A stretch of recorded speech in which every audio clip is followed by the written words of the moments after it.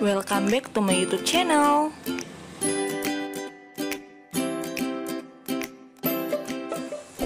Jangan lupa subscribe biar nggak ketinggalan info terbaru ya.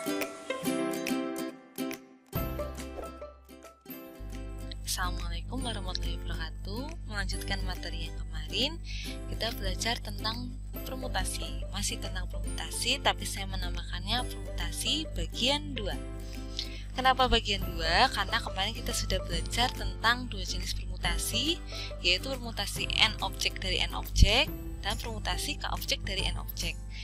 Pada bagian 2 ini kita akan belajar dua permutasi lainnya. Permutasi apa sajakah itu? Marilah kita pelajari satu persatu. Permutasi yang ketiga adalah permutasi dengan beberapa unsur yang sama.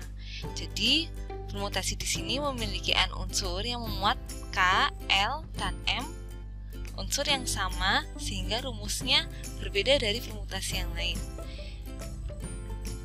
Silakan dilihat ya, permutasi n, k, l, m ini berarti unsur yang sama. N faktorial per k faktorial, l faktorial, m faktorial. Jika unsur yang sama itu lebih dari 3, berarti ada n, lebih dari 4 ada o, dan seterusnya. Jadi ini menandakan unsur yang sama. Untuk lebih memahami, kita langsung ke soal. Berapa banyak kata yang dapat disusun dari kata matematika? Kita lihat di sini, dalam kata matematika ini ada beberapa unsur yang sama. Ya, ada huruf M, ada huruf T, ada huruf A. Dan akan kita menyusun kata lain dari sebuah kata itu artinya memperhatikan urutan, sehingga artinya kita mencari permutasi. Oleh karena itu kita menggunakan permutasi tadi. Pertama-tama yang kita lakukan adalah daftar terlebih dahulu huruf-huruf yang sama. Pertama, M-nya ada berapa? Dalam kata matematika ini M-nya ada 2, A-nya ada 3, T-nya ada 2, E-nya ada 1, I-nya ada 1, K-nya juga ada 1. Totalnya ada, N ini total hurufnya ya, ada 10 huruf.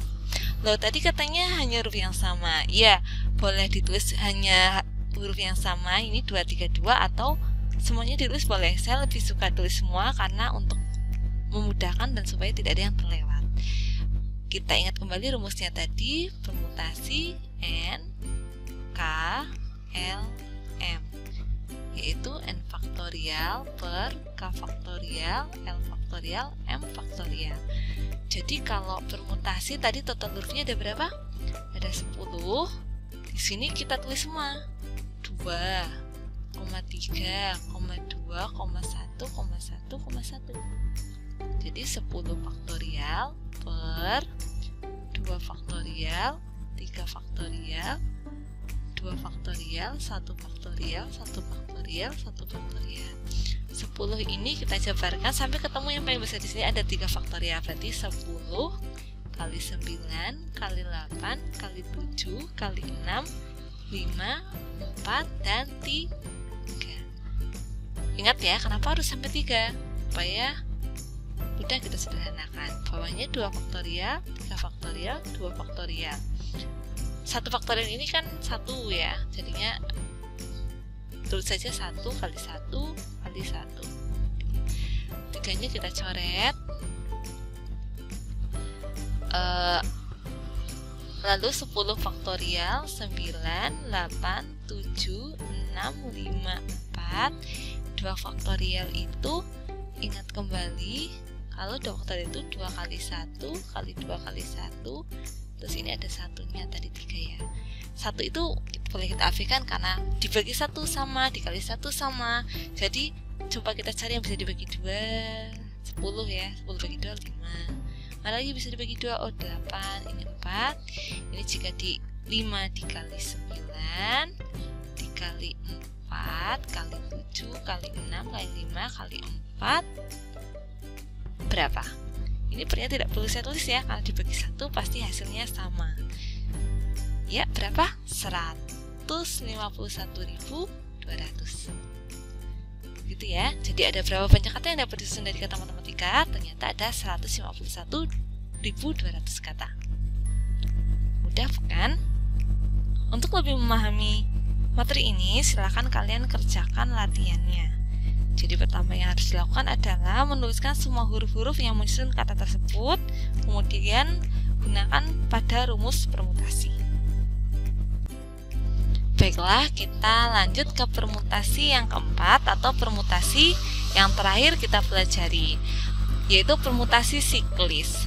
Permutasi siklis adalah permutasi yang cara menyusunnya melingkar. Jadi kita akan menyusun objek, namun objek tersebut melingkar. Ternyata ketika kita akan menyusun objek-objek yang bentuknya melingkar itu rumusnya berbeda, dan rumusnya sudah ditulis di sini. Permutasi n siklis itu n kurangi 1 faktorial.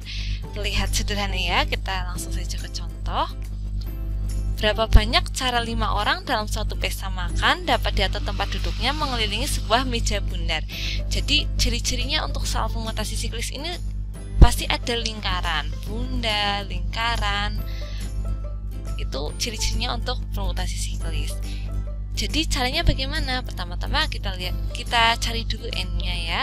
N-nya itu berapa banyak objek di sini? Ternyata ada 5. Ingat kembali tadi Pn siklis itu n-1 faktorial. Jadi tadi n-nya 5 ya, 5 siklis, harus ditulis di sini siklis. Berarti 5 kurangi 1 faktorial.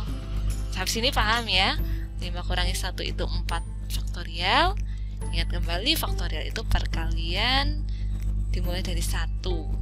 Kalau nanti sini ada 4 berarti dimulai dari 4 ya. 4, 3, 2 sampai 1 dikalikan hasilnya 24. Jadi banyaknya cara 5 orang dalam pesta makan duduk mengelilingi meja bundar itu ada 24 cara. Udah sekali ya. Silakan untuk memahami permutasi ini, silakan kalian kerjakan latihannya. Di sini ada 6 orang pesta duduk mengelilingi sebuah meja bundar lagi. Itu saja untuk materi permutasi kali ini. Terakhir sebelum saya akhiri, saya punya satu kata motivasi dari William Paul Thurston. Mathematics it's not about number, equation, computation, or algorithm. It's about understanding. Kalau dalam bahasa Indonesianya, matematika tidak tentang bilangan, persamaan, perhitungan atau algoritma saja, tapi ini tentang pemahaman. Yang paling penting dalam matematika itu memahami. Jadi kalau belajar matematika kalian artinya sedang belajar memahami. Itu saja saya akhiri. Wassalamualaikum warahmatullahi wabarakatuh. Sehat dan semangat selalu.